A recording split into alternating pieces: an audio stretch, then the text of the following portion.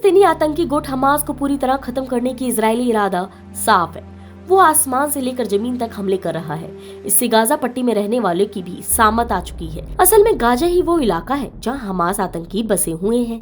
ऐसे में जंग का सीधा असर गाजा के आम लोगों पर हो रहा है। इस बीच ह्यूमैनिटेरियन पॉज या मानवीय युद्ध विराम की बात हो रही है।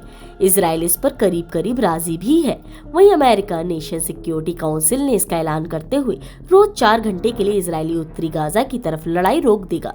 इजराइल सरकार ने भी इस पर हामी भरी है।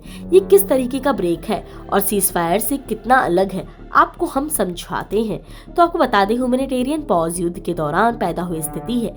इसमें कुछ घंटों के लिए, एक आध दिन के लिए युद्ध रोका जाता है। इसकी कई वजह हो सकती है, जैसे सैनिक घायल हो, उनका इलाज हो, उनके लिए यहाँ वहाँ ले जाने की जरूरत हो तो उनको आसानी से ले जाया जा सके, या फिर आम लोगों के खाना पानी ना मिल रहा हो तो उन्हें खाना पानी मौजूद करवाया जा सके।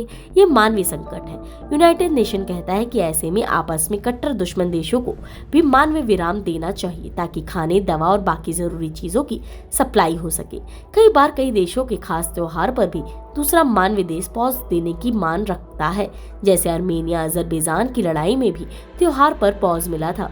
या पाकिस्तान अगर किसी देश से भिड़ जाए तो बीच में ईद आ जाए तो युद्ध कुछ देर के लिए रोका जा सकता है। ये तभी होगा जहां हमलावर देश इसके लिए तैयार है। आपको बता दें मानवीय विराम एक तय समय के लिए होता है। जैसे अगर इजराइल ने इसकी अवधि 4 घंटे तय की गई है तो इतनी ही देर के लिए लड़ाई रुकी रहेगी। ये पूरे युद्ध क्षेत्र पर लागू नहीं होगा, बल्कि एक निश्चित एरिया के लिए होता है, जैसे किसी खास बॉर्डर पर लड़ाई रोक दी जाए। इस दौरान खतरनाक जगहों पर फंसे लोगों को बाहर निकालने, सेफ जोन में ले जाने की छूट मिलती है, लेकिन परमिशन के साथ। ये एक पॉलिटिकल कंडीशन है जिसका जिक्र अक्सर ही आता रहता है।